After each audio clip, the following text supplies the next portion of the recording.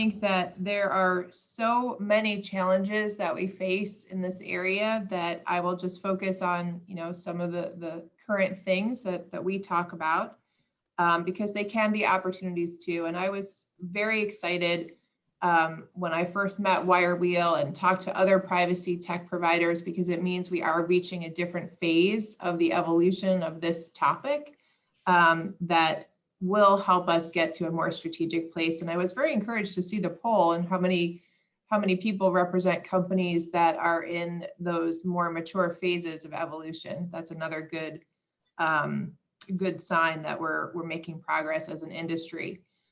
Some of our challenges, I'm just looking, I scribbled some notes earlier. One of them, which is not unique to our industry, but impacts our industry a lot, of course, is the cookieless challenge. The discontinuance of the third-party cookies, which is something that we've all relied on to track and measure and understand, and use to personalize, is something that I think many of us are deeply, deeply challenged with right now to come up with the solutions on how to manage that. It means we're going to implement and figure out how to implement new ways to do the things that we used to do using those cookies. Another one is, do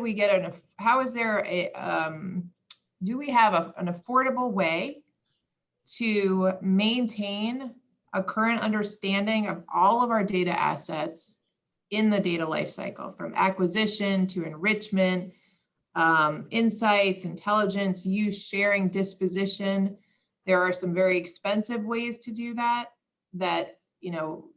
some companies are positioned to do readily, but based on conversations I've had with a lot of people in this industry across different sizes of companies, maintaining that inventory and that understanding of that very basic question of where is your data, how's it being used, how's it being shared, the onward transfers, the different ways to ingest the new data. It's a challenge for a lot of people. And then the other piece that is definitely a challenge, I'm not even going to mention the legal challenge, because that of course is everyone's challenge. That's table stakes here.